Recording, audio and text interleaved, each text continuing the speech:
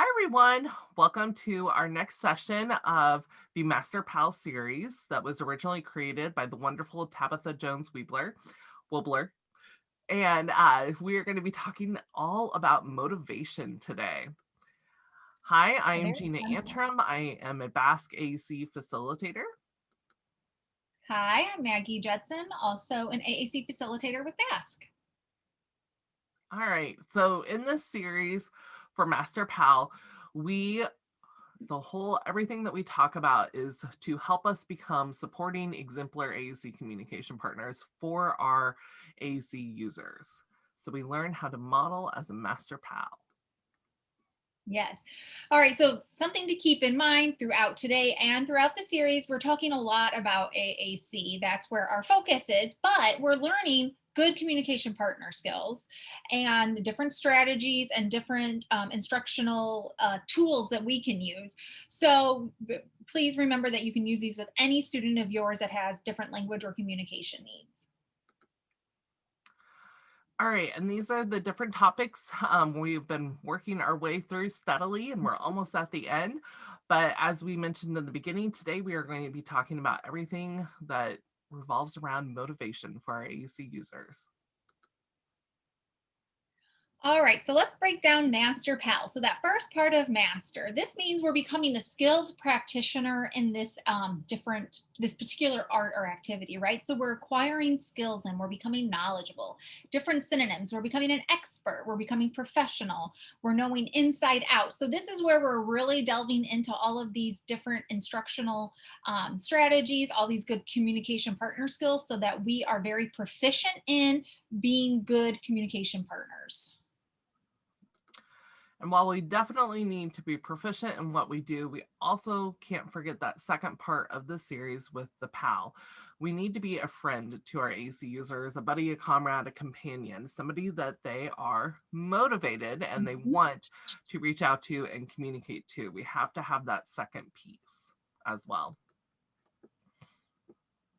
All right, a little overview. AAC, it's an umbrella term. It encompasses all those different methods and tools that we use to supplement or replace speech. So it is all those other things that we do, like body language, gestures, with texting, writing, sending emojis, or using some mid tech, light tech, or high tech communication device. So it's lots of different things. All right, and then we always like to keep this slide in here just as a reminder of the Communication Bill of Rights and what we are working towards and want to make our AC users aware of, that these are their rights. So if you haven't already, please print these off and hang them up, make them very visual for anybody who walks into your classroom, into your building, and have it as a discussion point during some of your team meetings. It's just a really good document to reflect on. And then something else to keep in mind before we delve into motivation. How would you know if you're here and you're not sure if you have a student that could benefit from AAC supports and strategies? We like to think of it as a simple one yes or no question. Is your student's speech meeting their communication needs, all of their communication needs? If you would have to say no to that answer, then yes, they would benefit from AAC and good communication partners that support their growth in multimodal communication. All right, so now we're going to delve into our topic of motivation. So we want to motivate our AC users with very authentic and meaningful interactions. So definitely creating that desire to communicate. So this is such a fun topic because we all benefit, we all rely on different ways to motivate ourselves. And this goes for all students and our students that use AAC. So we really need to delve into motivation for those authentic and meaningful interactions. So let's reflect on ourselves to think through motivation. So think about yourself. How do you reward yourself for those little and big challenges in your life? So we all have those things that help to keep us going. So it could be something like at the end, like on a Friday, it's movie and pizza night because all week, we did all of the adulting things that needed to get done. We ate a salad for lunch every day. And you know what? It's like we knew in our head, like, if we do that Monday, Tuesday, Wednesday, Thursday, on Friday, it's pizza and movie night. It could be something smaller, right? At the, like, that like once I get the morning stuff done, get the morning rush out, I have my coffee waiting for me after that. So there's a lot of external motivation that we have, but you might also have some internal motivations. Like, I'm going to work out because it makes me feel better, and you want that feeling internally. So there's lots of different ways that we reward ourselves throughout our days as adults. All right, and to continue on with that, even as us as adults, ways that we motivate ourselves. So, what do you do in a social interaction when the topic is not of interest to you? Yeah. So Maggie and I were talking about this before. We both have different ways that we deal with this. So if I'm in a social group and it goes to talking about like mechanics and like trucks or something, I tone out. I may like shake my head a little bit, smile, make some eye contact, but I am looking for a way to get out of that conversation and like, oh, I need to go to the bathroom, or oh, I see so and so showed up, so I'm gonna go say hi real quick. And like I look for a way for me to escape because that it's not of interest to me. I have no knowledge about it. I have no desire to learn about that. So I'm checking out and I'm looking for a way to get out of there. But then Maggie.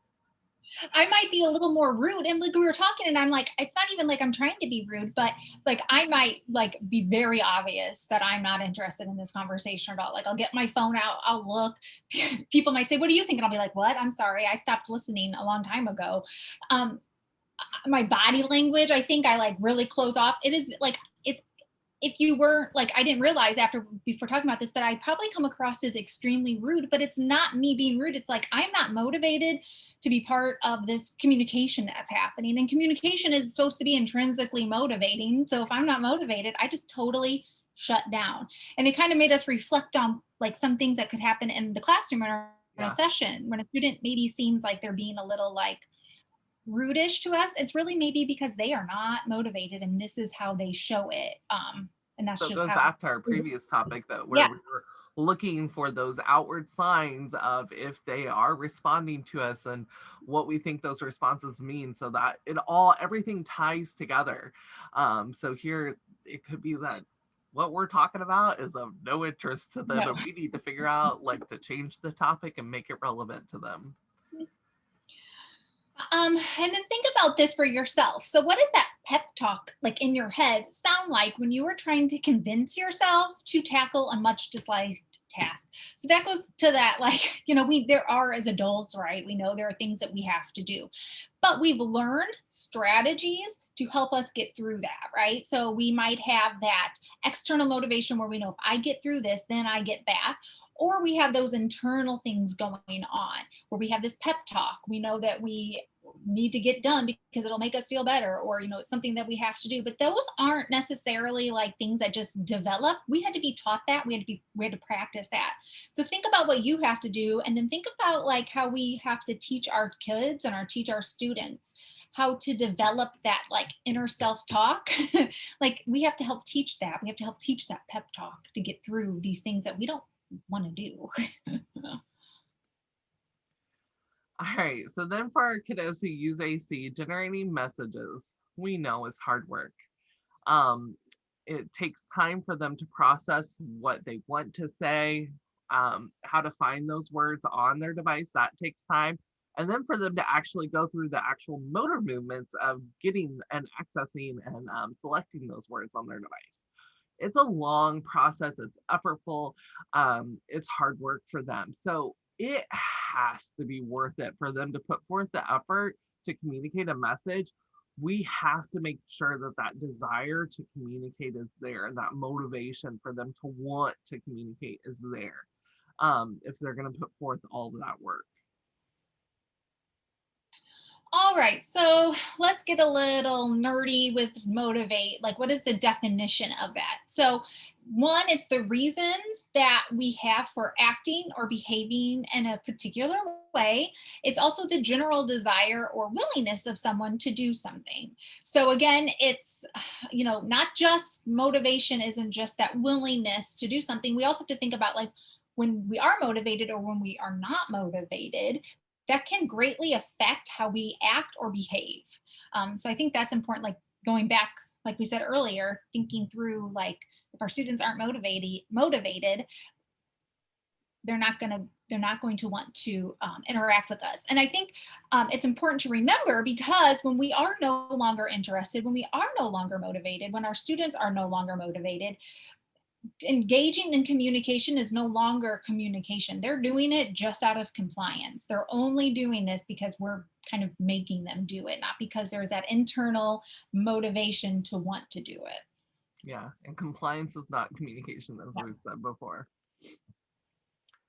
All right, so then if we delve even further and get even nerdier with this, Let's get nerdy. motivation can be intrinsic, where it's of our interest, our satisfaction, and our desire, like to want to have that social connection and everything. There are also extrinsic factors with the whole praise from other people, getting a reward, prize from the prize box, maybe getting money, getting to be famous for a little bit. So those are all like those extrinsic factors. So, and when we really think about it, the extrinsic factors are really get a short term where we want to be. So if you do these, then you're going to get a goldfish. Like it gets a short term to where we want to be. But if we're really looking long term, wanting them to really learn this skill and to make this change, to know how to communicate or know how to do this language thing, we have to look at that intrinsic desire for them and that motivation for them, because that's what's going to make the change. Is whenever they see the point of it and they have that interest, they have that investment in it, that's when we're going to see the change. Versus the extrinsic will get us started and get us there for a little bit, but then we have to make that change to where it's of interest to them, and like I said, where they're invested in it and they see the point of it long term, so that we get that long term change from them. And then we have inherent and readiness. So that comfort and that confidence that comes with routines or that predictable structure that we set up for them. And it provides that understanding of what we have expectation wise for them and their ability to anticipate what's next. So we talk about this a lot when we do our visual support trainings that we have, that those visuals help take away that anxiety of like what's next, especially if things are always changing. You never get comfortable, you never get confident with the skill when things are always changing and very unpredictable. So by setting up a routine, that predictable structure for them, laying out what the expectations are, letting them see that, letting them know that, and repeating that routinely for them, that's whenever they're going to get that comfort and confidence. And then we can make that switch too from that extrinsic motivation for them into that intrinsic motivation to make the change in their skills and development. So then motivation, we first need to also think about joint attention. So joint attention, right, is that shared attention that we share between two individuals and an object. So it's like when you're playing a game and the student or the child like looks at the object and then looks at you, or looks at you and then looks at somebody else. So it's showing that like we are in this together and that we are interacting together as a group. You can do it through eye gazing, like I said, pointing, or other verbal or nonverbal indications. So it could be like, hey, look at this, or coming and grabbing your hand and taking you somewhere to a toy. That's showing you that joint attention. And communication starts with joint attention. From this place, then we can begin to engage the student, engage the child, and foster that readiness for learning, like we were talking about. So that quality of being able or willing to learn, right? That readiness for learning, like Jeanna just talked about. Behavioral characteristics could include attention to the person, the interaction, awareness of lesson components or communication partner, overall willingness to engage in communicative interactions. So from that joint attention, then we get that engagement of the child that helps to foster that readiness for learning. But again, we're not going to get that if the student isn't motivated to do those things with us. And again, some of that motivation will come from external motivators, but a lot of that is going to rely on those intrinsic motivators as well. All right, so then we also need to kind of think about the self-determination theory. So with this comes competence, with our humans' three basic needs: autonomy and relatedness. So competence is the need to be effective with dealing with our environment, being in control of it. So with that, again, it goes back to that inherent readiness with the predictable routines, knowing what the expectations are, becoming comfortable and becoming confident with, what's going on around them and what's expected of them and what they need to do. Autonomy with the need to control the course of their lives. So yeah, if I felt like I never had control over my life and what was going on around me or to me, I'd have some behavior, I would have some issues, I would have like no desire. There would be no motivation to do anything because I didn't have a say. So we need to make sure that they have a say in what's going on, like I said, around them, to them, a part of their schedule. Sometimes it can be as simple as like being able to pick what they do first. Giving them a little bit of control is going to increase that motivation to complete that task and participate in that task. And then we have the third basic needs is relatedness. So the need to have a close and affectionate relationship with others. I think we talked about this in our very first one with that whole communication and the basic functions of communication. Communication really goes back to like, it's that conversation, messages between two people where the other person doesn't know what we're wanting to communicate, but that desire to develop that social closeness. We want to be able to talk to other people. We want to be able to tell them about our day, our thoughts, our opinions, what we like, what we don't like. We desire to have that connection. And if anything, this pandemic has definitely showed that, I think. And the type of connections that we want to have, not just like through a screen, but in person. So we need to also consider that as a part of that motivation. And I think that goes back to this whole master pal too, with the whole pal, the buddy, the companion component, creating again that desire that them to motivated to come and want to communicate to us or to communicate to peers. But we need to consider that when we're considering tasks, and if the motivation is there, this may be a component of it that maybe isn't there that we could create a part for it to be there. All right, so we also want to think about then that motivation to help with engagement. So engagement, that joint attention that leads to us interacting together, that can help create this engagement. And engagement is an agent of change. So there are three types of engagement. There's behavioral, cognitive, and emotional, that kind of go back up to what Jeanna was just talking about. And they create this construct for considering the ways in which we can tap into intrinsic motivation, which we know is super duper important because that is that long-term desire that's internal to us to help us keep going. So when we are having this engagement, when we are interacting in something pleasurable, when we are enjoying ourselves, what happens in the brain is dopamine is released. Then that creates a good feelings, right? Like that we have those feelings of feeling really good. So those emerge. Then that creates in our brain a desire to want to seek out more of those same opportunities. And this is when learning happens. This is when relationships grow. And this is when we have an improved quality of life.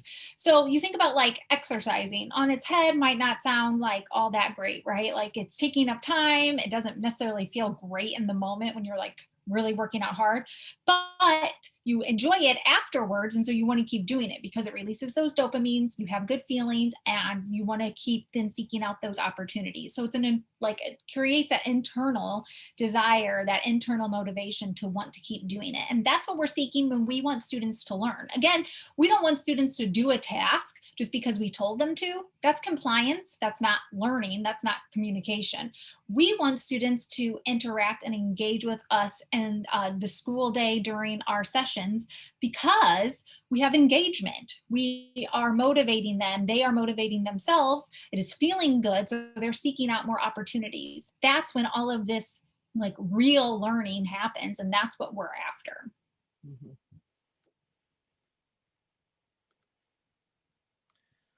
All right. Oh, I don't think it actually, there we go. There we are. Motivation is the key to engagement across all of our life's activities. So communication, as we've touched on, we definitely have that motivation to talk about subjects of interest to us. Learning, if I'm interested in butterflies and all of a sudden we're going to read a book about butterflies, I'm going to be super motivated to listen and hear everything that you're going to say about it, because that's of interest to me and I'm motivated for that. Physical access to different activities can be motivation, as well as attention, organization of time, space, tasks, and responsibilities. We are going to seek out those opportunities, like Maggie said, because of that neurological process of the dopamine being released and everything.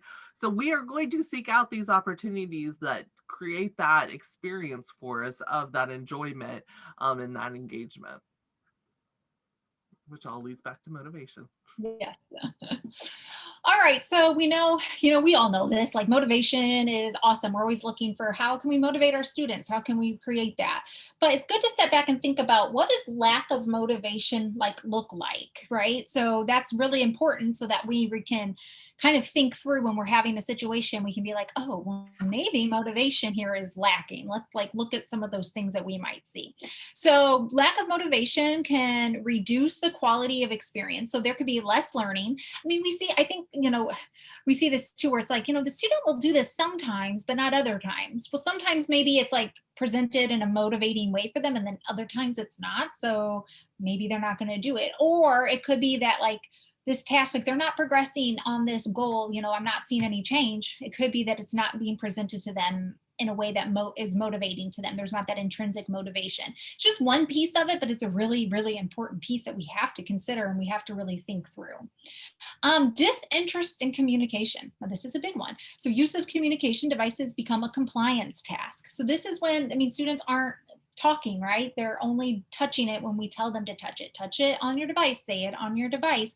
There isn't that motivation to communicate. So we'll see that interest in communication. Then we might see communication happen with behaviors, right? So we might see an increase in negative behaviors, which would be typical because if we're not motivated by what's happening, but we're being told to do something, we all act out. Like we said earlier, I get really rude when I have to do something that I don't want to do.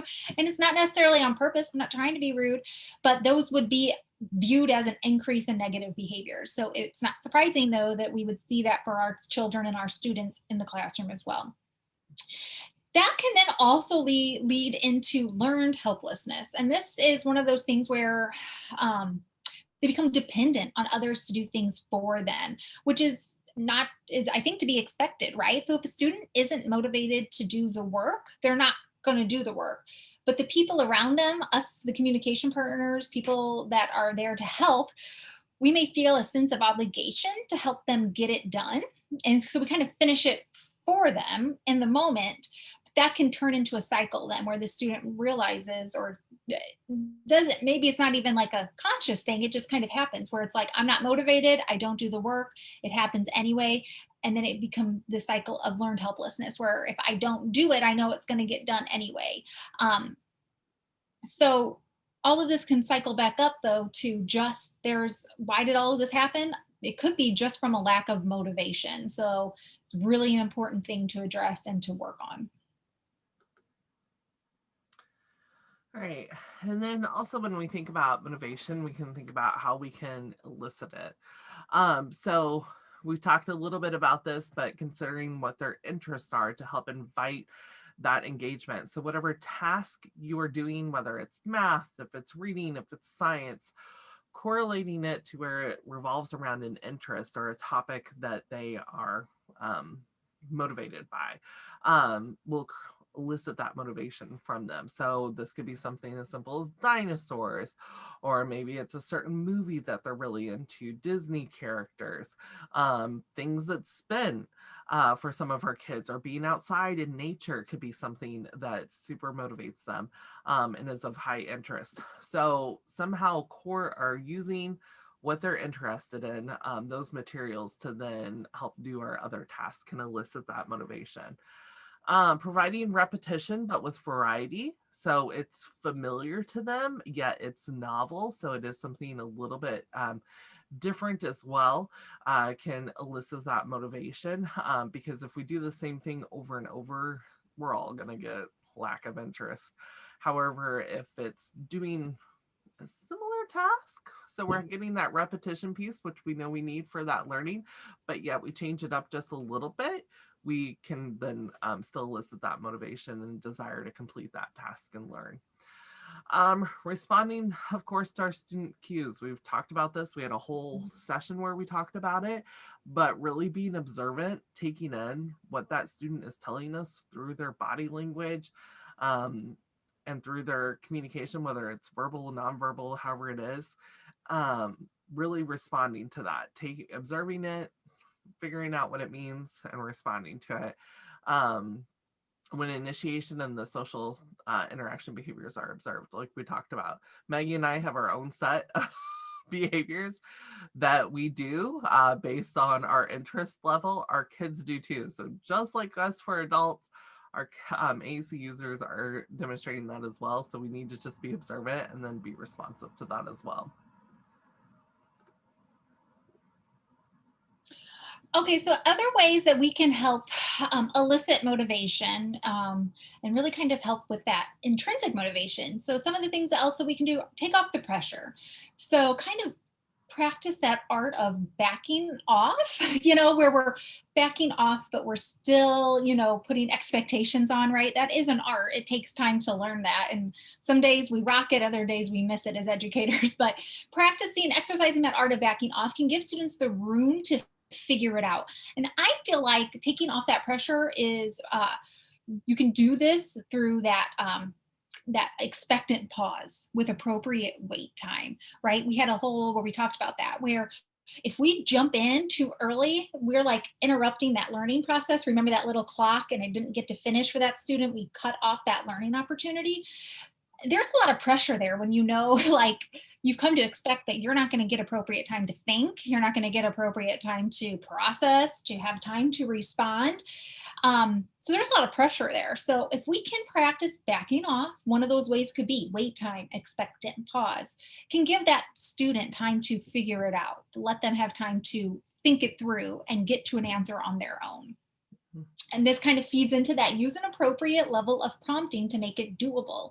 So we want it to be challenging, but not too challenging. It's that zone of proximal zone, right? Where we are trying to get right into that sweet spot. But again, we have to really check ourselves because it is very easy to overprompt. I'm sure we've all experienced that.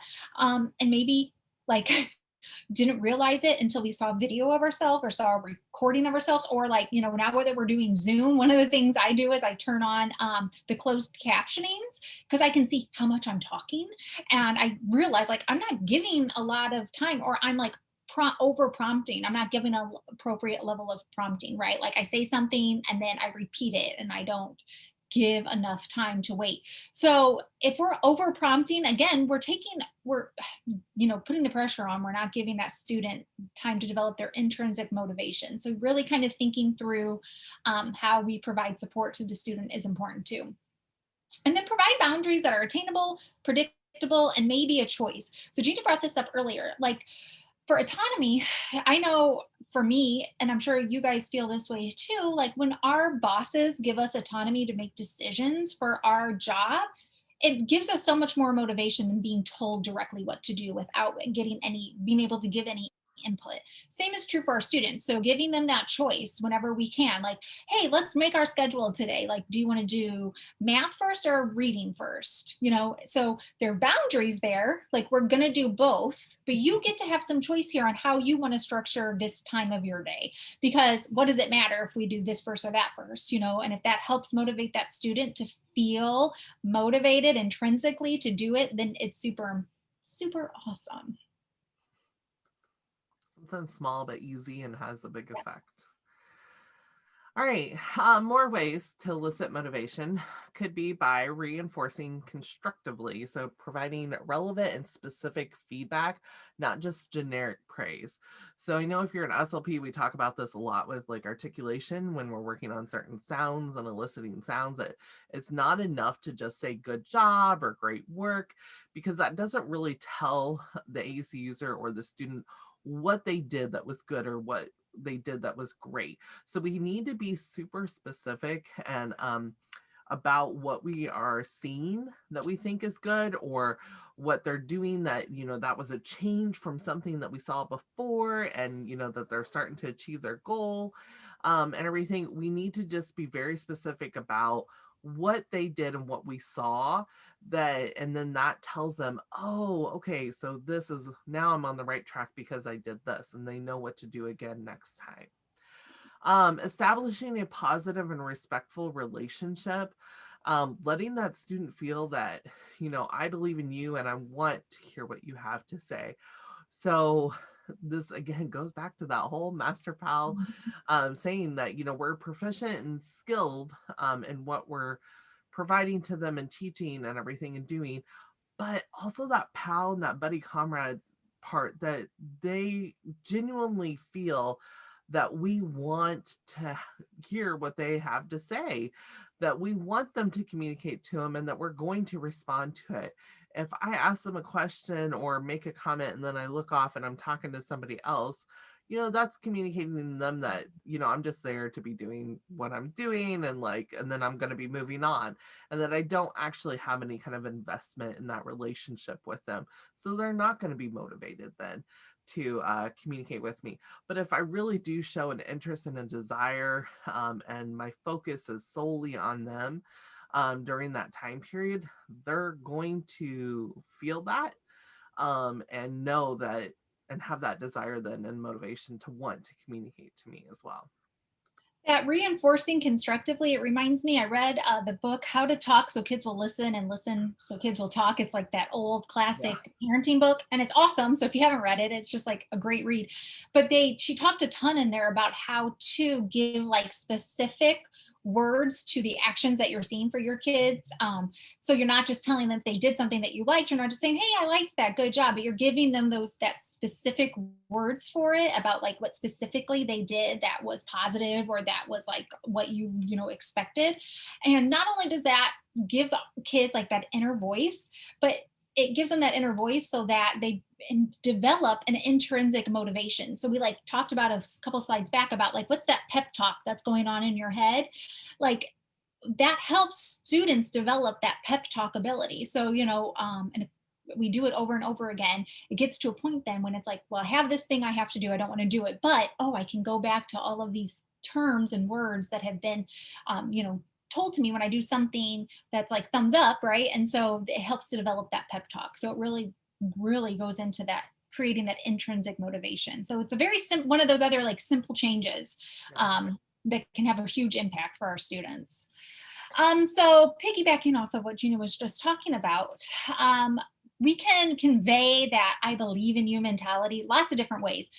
Conversely, we can also convey the I believe in, I don't, I'm not really conveying I believe in you with a lot of different ways. So these are important things for us to think about: our tone of voice, body language, facial expressions, and then of course, our words that we're using, right? But also our patience level, how we help students develop boundaries. We talked about before, like there's no shame in saying I need a break and like stepping back from a situation, like because students will read in to like when we are not feeling very patient or giving off those patient vibes.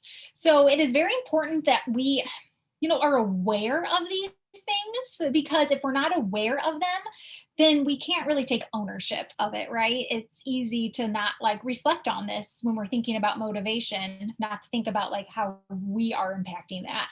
So it just is like take some time to be aware of these things. Like when you are feeling a little um think through, okay, how's my tone of voice? How's my body language? How's my facial expressions? Like I know that when someone comes at me hot, I kind of get nervous and shut down, right? Like I'd rather someone talk to me with a calm tone of voice that feels not aggressive, or where they're not showing that they're like super impatient with me. Like that will impact me and impact my motivation to like have this interaction with you. The same is true for our students. So, I mean, I feel like as a parent, I fail at this, daily, right? But being aware of it gives us that power then to be able to reflect and make changes more easily than if we just kind of gloss over it. So Mhm. just think about it. It's again those simple changes, but you have to be aware of it. Try Yeah. to try to make sure that you're conveying that I believe in you attitude with those things. All right. And then we also really like this quote that devices are not the activity.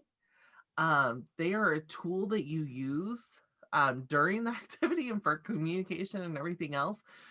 They are a tool, they are not the activity, though. Um, and then motivation and purpose come before access. Um, so we need to think about, again, that novelty, something that's new and different. Um, and the favorites will create that interest for that student. Interest in whatever the activity is going to be is a necessary component of that engagement, and therefore learning. So, again, if it's something that I want to learn about, I want to hear about, I'm going to have more engagement. My participation is going to go up, and I'm actually going to learn and take away from that activity versus if it's a task that is going to be more compliance because I'm not interested in it. I've done it hundreds of times and you're asking me to do it again, and there's nothing new or different about it. Then we get into that compliance piece again, which we don't want to be there. Teaching the beginning, middle, and end of an activity builds those neural pathways that we want to facilitate that learning and that independence piece, that confidence piece.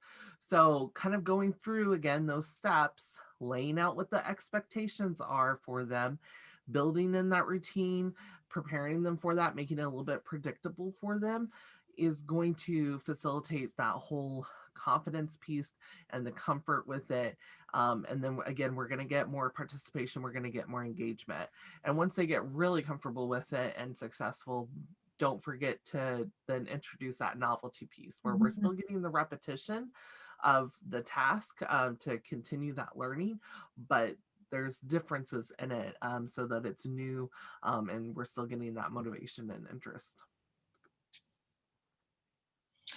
And we love this prompt hierarchy from Kate Ahern, and we love it for lots of different reasons. So if you want a copy, you can search it, prompt hierarchy, Kate Ahern. You can get it on Pinterest. But we love it because one, at the top here, we've talked about this before, like the overarching thing that we're always doing is aided language input, right? Like that's constantly going on. But right underneath it, the first thing on this prompt hierarchy is create motivation.